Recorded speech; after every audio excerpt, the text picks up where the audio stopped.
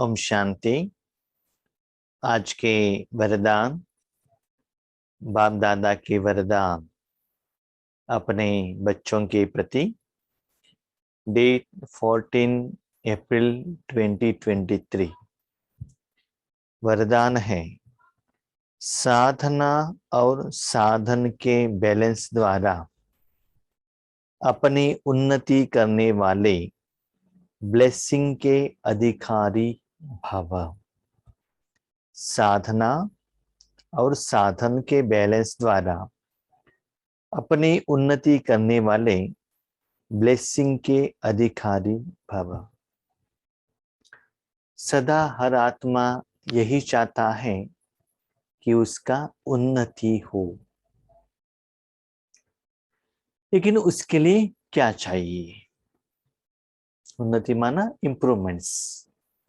जो कर्म करते हैं, जो कर्म का फल उसको मिलता है, उससे उनको अच्छा लगता है, तो उसमें कुछ इम्प्रूवमेंट्स, उन्नति चाहते हैं। उसके लिए चाहिए साधना। साधना माना क्या है?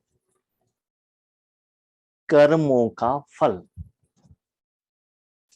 साधन माना वो फल आने के लिए जो मालिक आत्मा या शक्ति जो इंस्ट्रूमेंट्स को, चीजों को यूज करता है, या कर्म का फल बनने के लिए या कर्म का फल बांटने के लिए एक इंस्ट्रूमेंट्स के रूप में यूज करते हैं, उसको कहते हैं साधन। तो साधना क्या है और साधन क्या है? अभी हमारे पुरुषार्थ में आत्मा साधना के लिए मन बुद्धि संस्कार, तन धन जन को यूज करते हैं। अभी हमें योग लगाना है तो रेड लाइट यूज करते हैं, सॉन्ग्स, कमेंट्री, फोटोज, या आगे कोई निमित्त आत्माएं बैठे हैं उनसे दृष्टि लेना, ये सभी क्या है? साधन है। साधना क्या है? ये सारे साधन को यूज करते हुए अपने मन बुद्धि को परमात्मा में रखने के बाद जो आपको फल मिलता है, शांति, सुख, आनंद, चैन, खुशी, प्यार, स्नेह, पवित्रता, शक्ति, या विकर्म विनाश होने का जो फीलिंग, दुआओं का खाता, और हर रोज जो स्थिति में बढ़त होती है और जो स्टॉक होता है आपके अकाउंट में, संस्कार में, वो है साधना। जैसे लौकिक में भी क्या होता है ना, ओन बिल्डिंग बना लिया, याद रखिएगा, बैंक लोन में बिल्डिंग बनाई वो नहीं, व्हीकल है, गहने हैं, वो सभी क्या है? आपने जो कमाई की है, कमाई का वो प्रोडक्ट है। तो बाबा कहते हैं, बच्चे देखो, स्टार्टिंग में साधना करने के लिए ये सभी साधन का जरूरत रहता है। एग्रीड। और जब साधना बढ़ता ही जाता है तो साधन का स्टाइल भी चेंज हो जाता है। जब स्टार्टिंग में ईश्वर ज्ञान देने का था, तो मेरा अनुभव मैं कह रहा हूं, मेरे जॉब में शर्ट में एक कार्ड रहता था, आपने देखा होगा, वो फोल्डेबल कार्ड। तो उस द्वारा हम ज्ञान देते थे स्टार्टिंग में जब बाबा के घर में आए थे। उसके बाद बुक्स द्वारा 7 डेज का कोर्स देने लगे। उसके बाद चित्र प्रदर्शनी में जाकर ज्ञान देने लगे। उसके बाद इंडिपेंडेंट हर एक आत्मा को कोर्स देने लगे। उसके बाद मुरली सुनाने लगे, बट्टी अटेंड करने लगे, आधा दिन का बट्टी, 1 दिन का बट्टी, 3 दिन का बट्टी, इंटरस्टेट जाना। उसके बाद अभी सिर्फ योग के वाइब्रेशंस द्वारा क्या कर रहे हैं? अभी ज्ञान जो स्वरूप बनकर दे रहे हैं। और आज वर्तमान समय में आप देख रहे हैं कि कंप्यूटर के माध्यम द्वारा, जूम के माध्यम द्वारा आज सेवा चल रही है। तो जब साधना बढ़ता ही जाएगा तो साधन भी चेंज होगा। जब यज्ञ में स्टार्टिंग, जब दादियां सेवा के लिए जाती थी, बस पर जाकर धूप में 2-3 किलोमीटर पैदल चलकर जाती थी। स्टार्टिंग में वो था, लेकिन जब उनका अंदर से साधना बढ़ती गई, वो शक्ति इकट्ठा होता गया और दान करते गए, उसके फलस्वरूप जब वो लोग शरीर त्याग करने के समय पर कितना व्हीकल, कितना लोग, फ्लाइट, सारे साधन आने लगे, लेकिन दादियों के अटेंशन साधन को इकट्ठा करने में नहीं था। वो साधन द्वारा अपने पास जो साधना है वो देने का था, लेने से भी देने के लिए वो यूज करते थे। तो आप अपने पुरुषार्थ में चेक कीजिएगा, साधन को लेने के लिए यूज कर रहे हो या अपने पास जो शक्ति है देने के लिए यूज कर रहे हो। तो भगवान के आगे जाके शांति ले रहे हो या भगवान को पीछे बिठाकर शांति देने के लिए निमित्त बने हो। तो बाबा कहते दोनों का बैलेंस हो। समय के अनुसार साधन भी चेंज होता है और साधना भी चेंज होता है। अंतिम समय में कोई साधन के ऊपर डिपेंड नहीं होना चाहिए। आत्मा, मन, बुद्धि, संस्कार और परमात्मा, चैप्टर क्लोज। वो शक्ति लेने के लिए आपके सामने, शरीर के सामने भी लोग नहीं आएंगे, क्योंकि चारों तरफ क्या रहेगा, विनाश का माहौल रहेगा। तो साधन के ऊपर आधारित न रहते हुए आपका साधना बढ़ता ही जाएगा, क्योंकि बाबा देख रहे हैं साधना क्या है। फाइनली आत्मा अपने निराकार मन को परमात्मा में रखना है और सच्चा सुख डायरेक्टली लेना है। लेकिन बच्चे भी क्या कर रहे हैं, साधना के बदले साधन के पीछे भाग रहे हैं। क्या है, हमको ओन सेंटर चाहिए, हमको नया कंप्यूटर चाहिए, और वो सेंटर वालों ने कार ले लिया, हमको भी कार चाहिए। वहां तो इतना ही आत्मा ही आता है, हमारे में भी आत्मा ज्यादा बढ़ना चाहिए। तो स्थूल रूप में साधन को देखते हैं, और कभी कभी हाँ योगेश भाई है तो योग लगेगा, नहीं है तो ग्रुप से बाहर चले जाओ। तो ये सभी क्या है, साधन के ऊपर। व्यक्ति भी एक साधन है, याद रखिएगा। इसलिए बाबा ने कहा तन, मन, धन, जन। मन तो सभी के लिए चाहिए, नो डाउट, लेकिन तन, धन, जन, ये जो भी है दिन ब दिन कम करते जाइएगा, उनको देने के लिए सोच लीजिएगा। इसलिए जितना ये दोनों के ऊपर बैलेंस करते ही जाएंगे तो अपना उन्नति होता ही जाएगा। अभी देखिए, पहले समय पर समय रहता था तो दादियां सभी बस पर या ट्रेन पर जाते थे, लेकिन अंतिम समय में उनका समय वैल्यूएबल रहता है, तो फ्लाइट पर जाना पड़ता है, भले पैसा ज्यादा हो। कभी कभी स्पेशल हेलीकॉप्टर में भी दादियों को लेकर आना पड़ा। क्यों? उनके लिए साधु, सन्यासी, पॉलिटिकल लीडर्स वेट कर रहे थे। Time is precious. पहले समय पर स्टार्टिंग यज्ञ में टाइम से भी ज्यादा धन इंपॉर्टेंट था, तो अलग अलग लोगों के लिए अलग अलग रूप में चलता है। हम भी स्टार्टिंग में धन के लिए ज्यादा सोचते थे, ट्रेन में जाना है, क्यों एसी में जाना है, स्लीपर में जा सकते हैं ना, यस जा सकते हैं। लेकिन स्लीपर में जाने से क्या होता है, जितना शरीर सुस्ती हो जाता है उसका इफेक्ट जहां भी सेवा करने के लिए हम जाते हैं सेवा केंद्र पर, उतना पावरफुल सेवा नहीं कर सकते। और एक प्रैक्टिकल एग्जांपल मैं आपको कहता हूं, जहां भी हम सेवा के लिए जाते हैं ना, वहां माइक सिस्टम बहुत अच्छा रहेगा, बहुत अच्छा रहेगा, माना क्लैरिटी रहेगा, तो हमको ज्यादा वॉइस में बात करने का जरूरत नहीं रहता है। तो वाइस ज्यादा न करने के कारण हम अंदर से भगवान के शक्ति का जो अनुभूति करते हुए अनुभव में स्थित होकर क्या कर सकते हैं, ज्ञान सुना सकते हैं। वो डिफरेंस मुझे पता चलता है। आगे वाले जो कहते हैं सिर्फ मुझे सुनाई दे दिया तो हो गया, लेकिन हम जब बैठते हैं आगे जितना भी लोग हैं, 8 लोग हैं, 10 लोग हैं, 15 लोग हैं, 20 लोग हैं, तो उनको सुनाने के लिए उतना जोर से बात करना पड़ता है, तो आत्मा का एनर्जी उसमें चला जाता है। तो माइक अच्छा है तो आत्मा का एनर्जी उसमें कम चला जाता है, और बाबा जो मुरली में जो डेप्थ मीनिंग देते हैं उसके तरफ और वो स्वरूप पे हम ज्यादा क्या कर सकते हैं, अटेंशन दे सकते हैं।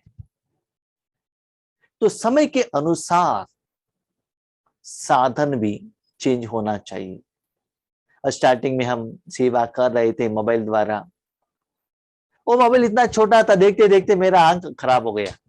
मेरा तो नहीं, बाबा का। कंप्यूटर आ गया और इंटरनेट भी इतना ये था, राउंड लगाते ही रहता था, डिस्टर्बेंस हो जाता था, तो कनेक्शन आना जाना इसमें अटेंशन चला जाता था। और याद रखिएगा, मेरे जिंदगी में ये भी देखा है मैंने, जितना आपके पास साधना बढ़ता ही जाएगा, आपके संबंध संपर्क में आने वाले या जड़ चीज हो या चैतन्य व्यक्ति हो, उनका क्वालिटी में परिवर्तन हो जाता है। जैसे आपके पास सैलरी बढ़ता है, कार चेंज करते हैं ना, बिल्डिंग चेंज करते हैं ना, कपड़ा चेंज करते हैं ना, पोस्ट एंड पोजीशन बढ़ता है। तो ऐसे ही अंदर का जो ईश्वरीय साधना कमाई बढ़ता ही जाता है यज्ञ द्वारा।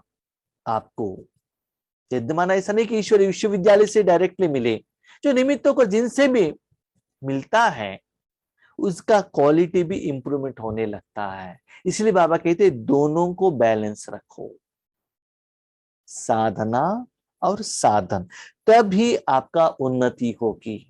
ठीक है, एक में इम्बैलेंस हुआ तो रिजल्ट्स क्या होगा?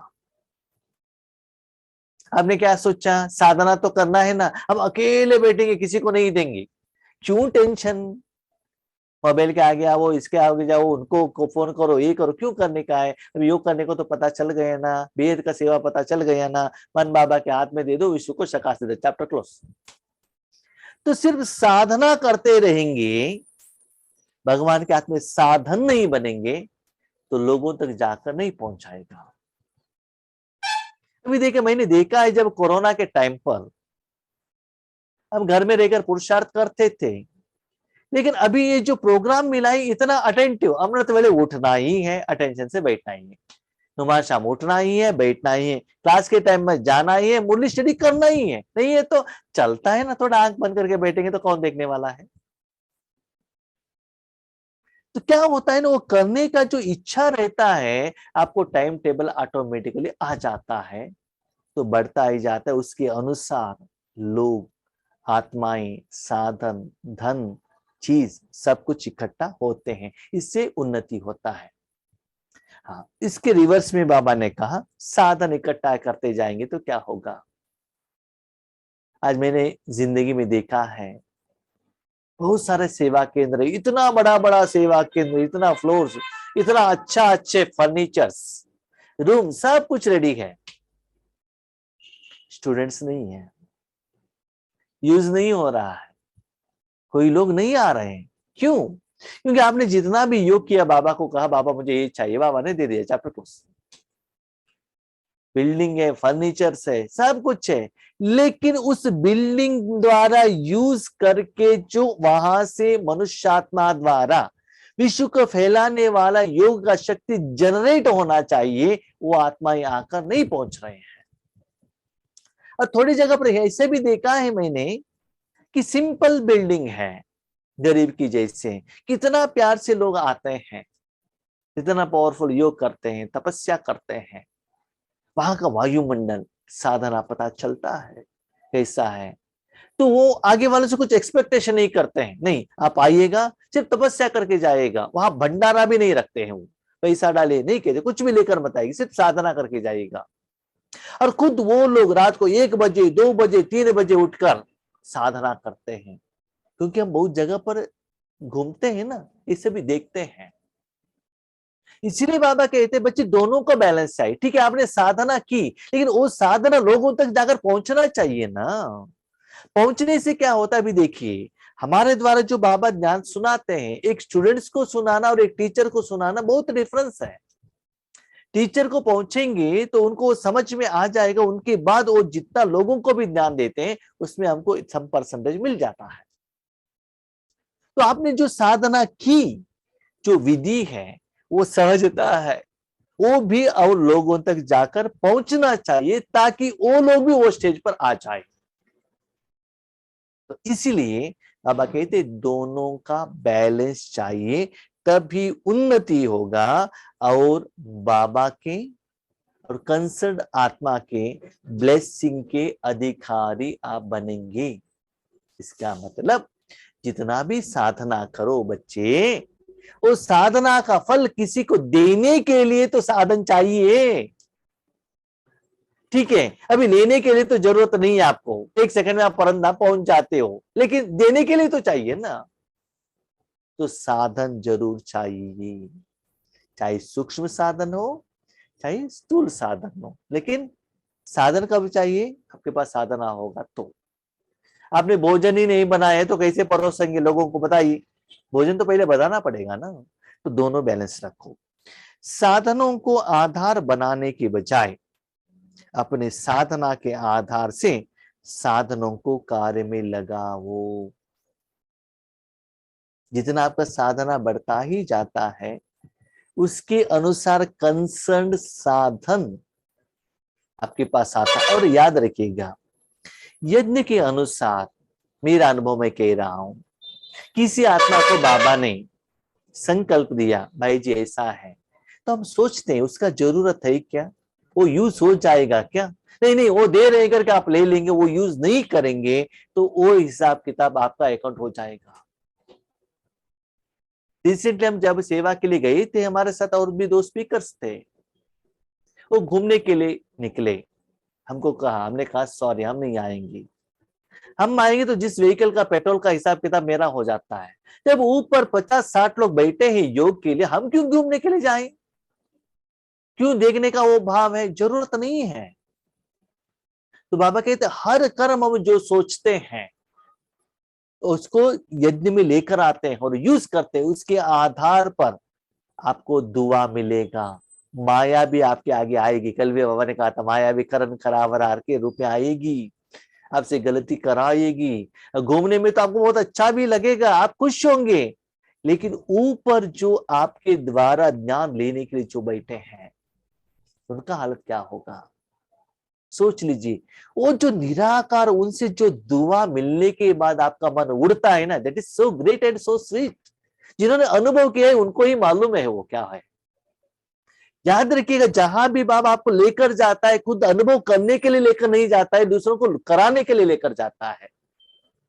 उसके बदले आप प्रोग्राम के लिए जाओ, इधर उधर जाओ, सेल्फी निकालो, फोटो निकालो, स्टेटस में डालो, तो लौकिक यात्रा में और इस यात्रा में क्या डिफरेंस रहा।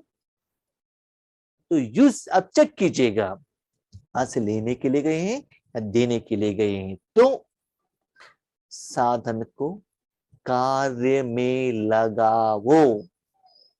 कार्य में लगाने के लिए बाबा ने कहा है, अपने स्वार्थ के लिए नहीं।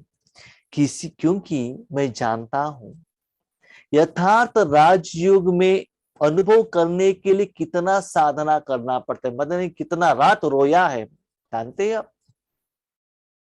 जब फैक्ट्री में मैं था, कंपनी में, रात में करंट नहीं रहता था, बाबा मुझे योग सिखाओ, योग सिखाओ, कितना रोया है। आज भी वो स्टेज पाने के लिए हम कितना साधना करते हैं, मन को वहां रखने के लिए उतना इजी नहीं है। बहुत सारे लोग पूछते हैं इतना समय आप कैसे बैठते हैं। बाकी लोग भी आए थे, उनको 10-15 मिनट बैठने को नहीं हुआ, नींद आ रहा था। उनको भी गलती नहीं है, क्योंकि उनको प्रैक्टिस नहीं। हम तो हर रोज करते रहे, हमारे लिए प्रैक्टिस होता है। मन को एक जगह पर रखना उतना इजी नहीं है, इसलिए वो मुश्किल मुझे जो आया है वो आप लोगों को न हो, आपको वो सहज हो, ये हमारा इंटेंशन रहता है। उनको विधि को, जैसे कि देख लीजिए, माँ बाप क्या सोचते हैं, अपने बच्चे आराम से रहे, वो ट्यूशन में जाए, एसी बस में जाए, बहुत अच्छा कॉलेज में जाए। हमने जो मुश्किलात फेस की वो हमारे बच्चों को नहीं होना चाहिए। लौकिक माँ बाप सोचते हैं ना बच्चों को आसान हो, तो हम भी यही सोचते हैं कि साधना का रेडीमेड फूड उनको मिल चाहिए, इसलिए देना है तो और भी साधन चाहिए ना। अभी देख लीजिए, हम एक जगह पर बैठे हैं लेकिन दुनिया के चारों तरफ माध्यम द्वारा, यूट्यूब द्वारा जाकर पहुंच रहा है। और मैं ये भी देखता हूँ कोई कोई लोग हमारे डायरेक्ट कांटेक्ट में नहीं आता है, लेकिन दिल से कितना शुक्रिया अदा करते हैं। उससे हमको पता चलता है यस कहां से भी आया है, लेकिन आएगा कहां से, कहां से देंगे तो आएगा ना। लेकिन याद रखिएगा, इस सेवा के लिए सिर्फ मैं निमित्त नहीं हूं, बाप दादा ड्रामा जो भी पीछे से जो सपोर्ट करने वाले हर आत्मा का दिल का जो प्यार है, स्नेह है, सेवा का मनोभाव है, निस्वार्थ भाव है, समय है, संकल्प है, शरीर है, इस सभी के कारण वो बहुत अच्छा रिजल्ट आता है। इसलिए बाबा कहते हैं बच्चे साधन और साधना, मेन साधना, किसी भी साधन को उन्नति के आधार नहीं बनाओ। साधन को उन्नति का आधार नहीं। योगेश भाई का क्लास आता है तब भी हमको योग करने को होता है, नहीं, व्यक्ति के ऊपर नहीं। वो नहीं है तो इस तरह बस हो जाएगा। यस, स्टार्टिंग में आप यूज करो, लेकिन उसके बाद अपने पावों के ऊपर आपको खड़े रहना है। भले संगठन में हो, नो प्रॉब्लम, अपने आप बाबा के साथ डायरेक्ट कनेक्शन में रखो, वो प्रैक्टिस करो, बीच में कोई भी नहीं आना चाहिए। जब बड़े होते ही जाते हैं ना, सीए अकेले पढ़ना पड़ेगा, आईएएस अकेले पढ़ना पड़ेगा, पहले स्कूल में भी जाओ, ट्यूशन में भी जाओ, माँ भी हेल्प करेगी, बाप भी हेल्प करेगी, फ्रेंड्स भी हेल्प करेंगे छोटेपन में। लेकिन बड़े होते होते होते होते एक साधन को क्या करना पड़ता है, काटना पड़ता है और खुद समझना पड़ता है। इसे आगे बढ़ते बढ़ते क्या करना पड़ता है, आपको डायरेक्ट बाबा के साथ कनेक्शन में रहना पड़ता है। इसलिए साधन को उन्नति का आधार नहीं बनाएंगे तो, नहीं तो आधार हिलने के साथ उमंग उत्साह भी हिल जाता है।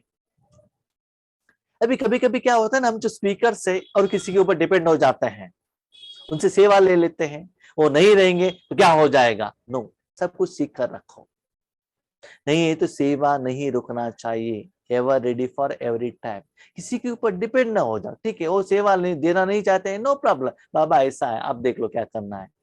आपका साधना नहीं रहना चाहिए, रुकना चाहिए, उसमें ज्यादा टेंशन नहीं लेने की। वो नहीं हो तो कैसे होगा, नहीं है तो कैसा होगा, कैसे होगा। नो, मेरा थोड़ा ही काम है, बाबा का काम है। मैं एक एम्प्लॉई हूँ, मुझे जो जॉब दिया है मैं कर रहा हूँ। एक पोस्ट में जो कर रहे थे उनको बाबा ट्रांसफर दे रहा है, प्रमोशन दे रहा है, निकाल रहा है, वो बाबा का काम है। बाबा वो नहीं है, दूसरों को अपॉइंटमेंट करेंगे या नहीं करेंगे वो आपका जिम्मेदारी, मेरा थोड़ा ही है। मुझे जो जिम्मेदारी दिया है मुझे पक्का करना है, बस इसकी तरफ हमको अटेंशन रखना चाहिए। तो समय के अनुसार सेवा का विधि विधान भी चेंज होता है और साधन भी चेंज होते हैं, चाहे स्थूल साधन हो चाहे सूक्ष्म साधन हो। इसलिए वो साधन हिलने से उमंग उत्साह भी हिल जाता है, क्योंकि याद रखिएगा आपकी साधना के लिए आधार only only only only Shiv Baba and Brahma Baba, उतना ही है और कुछ नहीं है। वही ही साधन, साधना क्या है, मन को वहां रखने के बाद आपको जो फ्रूटफुल रिजल्ट्स मिलता है ना, शक्ति मिलता है ना, वो है साधना। क्योंकि साधन को आधार बनाने से बाप बीच से निकल जाता, इसलिए हलचल होती है। हम क्या करते हैं, भगवान जो प्यार देते हैं ना, भगवान को पहचानते नहीं है, बीच में जो साधन को पहचानते हैं। अभी देखिए आपको आइसक्रीम दे दिया, आइसक्रीम का टेस्ट नहीं देखते हैं, वो जो दिया हुआ जो ग्लास है ना, जो यूटेंसिल है ना, ये तो कितना सुंदर है, उसको देखते हैं। इसलिए बाबा कहते हैं बच्चे बीच का साधन को मत देखना। देखो आम कितना सुंदर है वो मायने में नहीं आता है, आम के अंदर कितना स्वीट है वो है इंपॉर्टेंट। आपको स्वीट चाहिए, भले आम बाहर से ग्रीन हो, आपको लेना देना क्या है। देखने में तो बाहर का आम बहुत कलर कलर है, अंदर में देखा तो उसमें कीड़ा है, तो उससे क्या फायदा है। तो अंदर का जो टेस्ट है वो बाप दादा है। और याद रखिएगा थोड़े लोग ऐसे हैं बाप दादा से भी ज्यादा बहुत सुंदर बातें करते हैं, क्योंकि कभी कभी क्या होता है ना, आम जो होता है खट्टा ही होता है, लेकिन उसमें ऐसा आइटम इंक्लूड कर लेते हैं कि शुगर ऐड कर लिया, इलायची ऐड कर लिया, दूध ऐड कर लिया, और कुछ एडिशन करने से आपको इतना अच्छा टेस्टी लगता है। उसके बाद क्या होता है जानते हो, आप आम खाने के बदले वो जूस ही खाने अच्छा लगने लगता है आपको। That is artificial. इसलिए वर्जिनलिटी और आर्टिफिशियल ये दोनों का डिफरेंस आपको पता चलना चाहिए। आर्टिफिशियल देखने में बहुत अच्छा है ना, आम को लेकर आने का ना उसका छिलका निकालने का, कुछ भी नहीं, रेडीमेड जूस है पी लो बस। लेकिन अंदर जाने के बाद उसमें जो डाला गया है आइस, शुगर, वो अपना काम करने लगेगा। ऐसे ही जो आत्मा स्वार्थ के कारण, नाम मान शाम के कारण, विकार के कारण सेवा देते हैं, आपको बहुत सुंदर लगता है, अच्छा लगता है, लेकिन थोड़े समय के बाद उसका प्रभाव में आप आ जाते हो। इसलिए बाबा कहते हैं आप पर बाप के बीच में और कोई नहीं आना चाहिए। आप माना डायरेक्ट आम, उसमें और कुछ भी नहीं, नेचुरली दुनिया से, प्रकृति से मिला हुआ फ्रूट डायरेक्टली खाओ, उसमें कुछ भी एडिशन मत करना। कितना भी ज्ञान सुनो, इसलिए बाबा कहते हैं मुरली मुरली मुरली क्यों कहता है, सिर्फ बाबा के साथ कनेक्शन में रहना। बाबा ज्ञान भी नहीं कह रहे हैं, डायरेक्ट बाबा। तो ऐसे प्रैक्टिस आपको करना है, क्योंकि साधन को आधार बनाने से बाप बीच से निकल जाता, इसलिए हलचल होती है। साधनों के साथ साधना हो तो हर कार्य में बाप की ब्लेसिंग का अनुभव करेंगे, उमंग उत्साह भी कम नहीं होगा। याद रखिएगा, जब आपके जरूरत के समय पर आपका साधन आपको हेल्प नहीं करेगा, साधना हेल्प करेगा। इतना आपने दूसरों को शक्ति देने के लिए निमित्त बने, इतना वो संस्कार। देख लीजिए, यहाँ का बिल्डिंग आप सत्युग में लेकर जाएंगे क्या, या सेवादारी को साथ में लेकर जाएंगे, या यहाँ का साधन कंप्यूटर लेकर जाएंगे क्या हम सत्युग में, नहीं है ना, या बैंक बैलेंस लेकर जाएंगे, क्या लेकर जाएंगे, नथिंग। लेकिन ये सभी के बाद आपने किया हुआ साधना संस्कार में रिकॉर्डेड है ना, स्टॉक है ना, वो लेकर जाएंगे। वही लोगों को क्या करना है, दान के रूप में देना चाहिए, वही यथार्थ सेवा है। इसीलिए जब वो साधना को देते जाएंगे ब्लेसिंग, याद रखिएगा आपको दुनिया में सीड मिलता है, सीड लेकर आके अपने धरती पर, अपने गांवों में, अपने जगह पर उसको बोना है, उसको पानी डालना है, पालना करना है, बड़ा करना है। उसके बाद लोगों को आम का रेडीमेड चाहिए, उसका पत्ता नहीं चाहिए, पेड़ नहीं चाहिए, फर्टिलाइजर नहीं चाहिए, पानी नहीं चाहिए, उसको क्या चाहिए, रेडीमेड फ्रूट। आपने क्या क्या साधन डालकर उसको बनाए, वो लेकर उनको वो क्या करेंगे, राइट। स्लोगन, अगर मगर के चक्कर से न्यारे बनना है तो बाप समान शक्तिशाली बनो। वो नहीं है तो, ये नहीं है तो, ऐसा कैसा होगा वैसा होगा, ये चिंता आप मत करना, सबसे न्यारे बनना। क्यों, बाप का है। हम सोचते बाबा ऐसे कह रहे, ऐसे तो यज्ञ चल रहा है, आगे कैसे बढ़ेगा, कैसे बढ़ेगा, ब्रह्मा बाबा नहीं था यज्ञ नहीं चला, मम्मा नहीं थी यज्ञ नहीं चला, दादियां नहीं थी यज्ञ नहीं चल, दाई जी यज्ञ तो चल रहा है लेकिन इतना पावरफुल नहीं चल रहा है। यस, ब्राह्मण धर्म है, ये भी सतो प्रधान, सतो तमो तमो प्रधान में आना ही है। अपने बच्चों को देख लीजिए, जिसको जन्म दिया था आपकी, तो आपकी गोद में ही बैठता था वो बच्चा, याद है आपको, और जब वो सतो प्रधान था, उसके बाद थोड़ा सा नीचे जाने लगा, उसके बाद बाजू घर में जाने लगा, उसके बाद खेलने के लिए जाने लगा, उसके बाद फ्रेंड के साथ चला गया, उसके बाद शादी किया तो उनके पत्नी के साथ, अपने बहू के साथ जाने लगा, उसके बाद यूएस गया, उसके बाद फोन करना ही बंद कर दिया, उसके बाद आपको वृद्धाश्रम में डाल दिया, तो क्या हो गया, सतो प्रधान, सतो तमो तमो प्रधान में आता है ना। नहीं नहीं, मेरा बेटा है, ऐसा ही रहना चाहिए, मैंने शादी किया था, बच्चों को पैदा किया था, क्यों पैदा किया था, मेरा ओल्ड एज में वो हेल्प करे, कितना लोग कर रहे हैं, आपको जो एक्सपेक्टेशन के अनुसार चल रहा है क्या, वही बच्चा आपको दुख दे रहे हैं। इसलिए किसी से एक्सपेक्टेशन मत रखिएगा, ठीक है, कोई भी आपको हेल्प करने वाले नहीं है, अपनी ड्यूटी समझकर करो, उसमें कोई गलती नहीं है, लेकिन वो आपको हेल्प करेंगे। फाइनल में क्या कहते हैं, इसके बदले बच्चे नहीं होते तो अच्छा था, ठीक है। इसीलिए किसी के ऊपर अगर मगर ऐसे होगा वैसे होगा, वो नहीं होगा तो नहीं होगा, कुछ चिंता मत करना, अपने जिंदगी भगवान को दिया है तो भगवान देख लेंगे। ठीक है, अच्छा, ओम शांति।